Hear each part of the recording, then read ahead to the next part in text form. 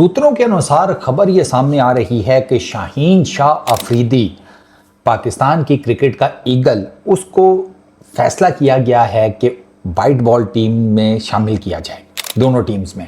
Shaheen Shah Afridi West Indies के tour के ऊपर जो ओडीआईज खेले जाएंगे, अगर वो खेले जाते हैं तो मतलब अभी ओडीआईज का कुछ पता नहीं है, मतलब ना वेस्ट इंडीज़ वाले मान नहीं रहे, पीसीबी वाले कुछ बता नहीं रहे।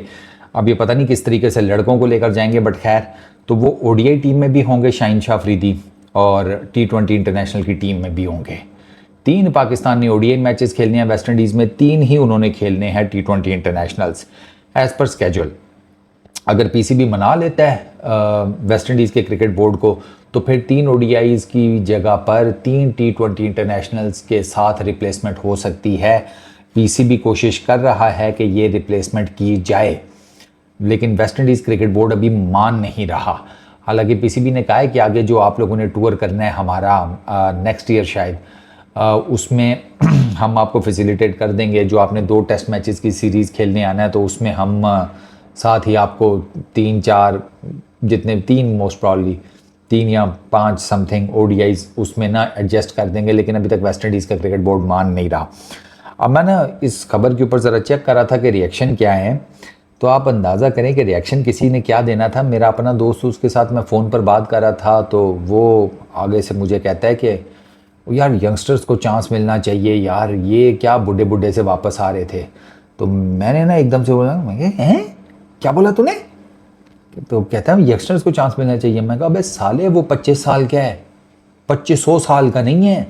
शाहीन शाह अफरीदी की एज 25 ईयर्स है।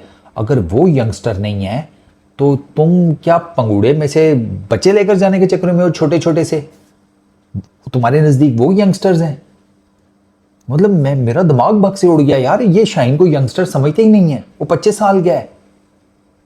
अगर शाहीन यंगस्टर नहीं है तो उस्ताद इस हिसाब से बाबर आजम और रिजवान तो फिर बुढ़े हो गए हैं, जो इससे तकरीबन 5-1 साल ही बड़े हैं।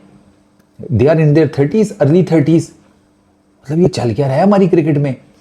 आपका वो बॉलर जिसके 300 प्लस विकेट्स हैं T20s के अंदर, जिसके 100 प्लस विकेट्स हैं T20 इंटरनेशनल्स के अंदर, जिसने अभी PSL में फट्टा विकेटों के ऊपर 19 विकेटें ली हैं, टूर्नामेंट का हाईएस्ट जिसे कहते हैं विकेट गेटर है, 7 की बॉलिंग इकॉनमी है, कोई 15-16 की मेरा ख्याल है बॉलिंग एवरेज है, 3 for 3 उसका बेस्ट है, 3 विकेटें सिर्फ 3 रन देकर।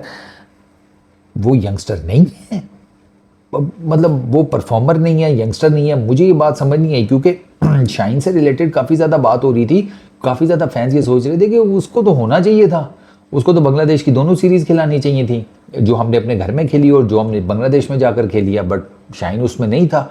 इनके कुछ और प्लान्स होंगे। अब कह रहे हैं कि शाहीन को वो वेस्ट इंडीज़ लेकर जा रहे हैं, तो this is a good thing. अगर आप शाहीन को वेस्ट इंडीज़ लेकर जा रहे हैं तो इसका मतलब ये है कि फिर शाहीन को आपको एशिया कप और उससे ऑनवर्ड्स जितनी भी सीरीज़ हैं उसमें आपका प्लान है कि उसको इंटीग्रेट किया जाए।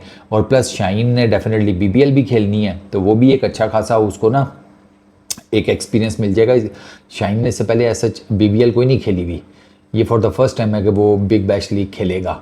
क्या टीम का नाम है, ब्रिस्बेन हीट की तरफ से खेलेगा शायद, ब्रिस्बेन हीट ही था ना, हाँ ब्रिस्बेन हीट की तरफ से खेलेगा वो शायद। ठीक, तो this is a good thing, उसको होना चाहिए इस टीम में। अब आप सोचें, एक एंड से सलमान मिर्ज़ा, दूसरे एंड से शाहीन शाह अफरीदी, वही लीथल लाहौर कलंदर्स कम्बिनेशन। सलमान मिर्ज़ा ने अभी तक अच्छी बॉलिंग की है यार, उसने डेफिनेटली बड़ी ज़बरदस्त बॉलिंग की है। और सलमान मिर्ज़ा का भी अब सीरियसली स्पीकिंग पता जाकर आगे चलेगा। ये जो वेस्ट इंडीज़ की सीरीज़ आ रही है इसमें पता चलेगा, फिर आगे एशिया कप है उसमें जैसे जैसे हम मज़ीद कोई बड़ी टीम्स के अगेंस्ट, अच्छी टीम्स के अगेंस्ट, अच्छी विकेट्स के ऊपर खेलेंगे ना, तब सलमान मिर्ज़ा का भी आपको एक्चुअल पता लगेगा। अभी तो he was too good in Bangladesh. मतलब बॉल उसका जिसे कहते हैं इन द एयर वो अच्छा खासा स्विंग कर लेता है, दोनों साइडों के ऊपर सीम मूवमेंट बड़ी ज़बरदस्त जनरेट कर लेता है, डिसेंट पेस है, बॉल उसका स्किड करके आता है उसके नेचुरल आर्म एक्शन की वजह से। और उसने तकरीबन आपने देखा है कि उसने लाइन लेंथ बड़ी ज़बरदस्त किस्म की रखी है, बैटर्स को उसने बांग्लादेश के बांध के रखा है। आप तीनों मैचेस उठाकर देख लें तो ही वॉज गुड।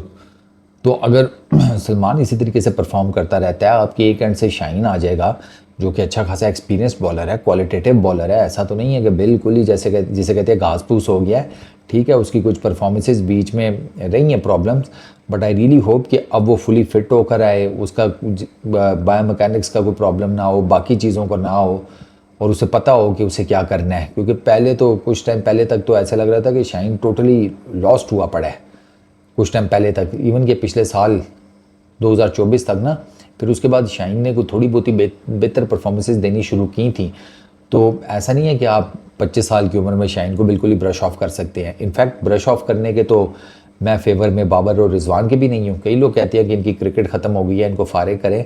मुझे नहीं लगता कि इनकी क्रिकेट ख़त्म हुई है। क्रिकेट इनके अंदर बाकी है, इनको थोड़ी सी मॉडर्न डे के हिसाब से एडजस्टमेंट्स करनी है। मैं T20 इंटरनेशनल्स की बात कर रहा हूँ, उस हिसाब से इनको एडजस्टमेंट्स करनी है, वो कर लेती हैं तो they are good enough to play. यार आपको बेसिकली ये देखना है कि वो पाकिस्तान टीम कम्बिनेशन का पार्ट बन के जिताने वाला रोल अदा करें। मेरे नज़दीक तो अगर वो दोनों आते हैं वापस और अपना अपना रोल बड़ा ठीक तरीके से प्ले करते हैं, जो उनको कोच की तरफ से, कप्तान की तरफ से दिया जाएगा, और आप एक अच्छा मैच जीत जाते हैं, तो ज़बरदस्त है। और आपको क्या चाहिए फिर? अगर आप फेवरेटिज्म में पड़े हुए हैं कि नहीं मेरा फेवरेट प्लेयर वो है, ये बाबर और रिजवान की जगह नहीं बनती क्योंकि मैं इनको पसंद नहीं करता, या लटरम पटरम, या वो जो बाबर आजम के critics versus Babar Azam fan club जो वॉर चल रही है, आप उसमें से किसी एक साइड के ऊपर हैं, स्पेशली अगर क्रिटिक्स वाली साइड के ऊपर हैं कि जिनको बाबर आजम के फ़ैन से गालियाँ शालियाँ पड़ती हैं, वो एक अलग चीज़ है।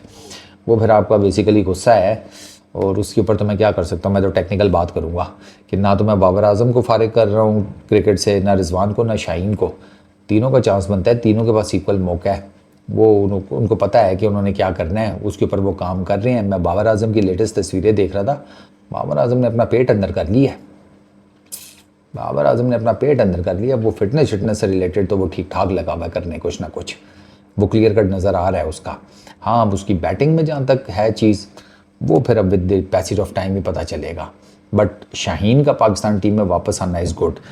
अब चक्कर यह है कि you have Shaheen, let's suppose Salman, Ahmed Daniyal, Abbas Afridi, और कौन है पेसर आपका, वसीम जूनियर, अच्छा हसन अली, माय गॉड आपके पास राना राना राना ऑलराउंडर है, राने को साइड पे करो। 6 आपके पास पेसर्स। चलो अहमद दानियाल को भी साइड पे करो, वो भी तो ऑलराउंडर ही है। आपके पास फिर सलमान है, शाहीन है, हसन अली भी वैसे टेक्निकली बैटिंग तो ये सारे ही कर लेते हैं यार। ये आपको टीम सिलेक्शन में मुश्किल होगी, it won't be easy. Shaheen जब आएगा आप ड्रॉप किसको करेंगे, ये क्वेश्चन होगा। ओडीआईज़ में तो चले आपको शायद इतना ज़्यादा मसला ना हो, लेकिन T20s में आप क्या कम्बिनेशन लेकर खिलाएंगे, वो दर्द सर बनेगा सिलेक्टर्स के लिए भी, कोच के लिए भी, और कप्तान के लिए भी। क्योंकि आगे आपने T20 क्रिकेट ही खेलनी है, ये टूर्नामेंट, फिर इसके बाद आपने सीरीज़ जो खेलनी है अफ़गानिस्तान और यूएई के अगेंस्ट, फिर आपने एशिया कप में जाना है, फिर उसके बाद आपने वर्ल्ड T20, उससे आगे एक मेजर टूर्नामेंट है, ये सब T20 ही है। तो आई रियली होप कि शाहीन के आने से ना हमारा जो बॉलिंग कम्बिनेशन है वो मज़ीद स्ट्रॉन्ग हो, और ज़्यादा चांसेस इसी बात के यहाँ होगा। शाहीन जो बाहर बैठा है, वो जो जिसे कहते हैं ना सेल्फ इंट्रोस्पेक्शन का, उसको काफ़ी मौका मिला होगा। तो अब देखते हैं वो वापस आके क्या करता है। इस वीडियो में इतनी, अपना बहुत ख्याल रखना यार। नेक्स्ट वीडियो में मुलाकात होगी।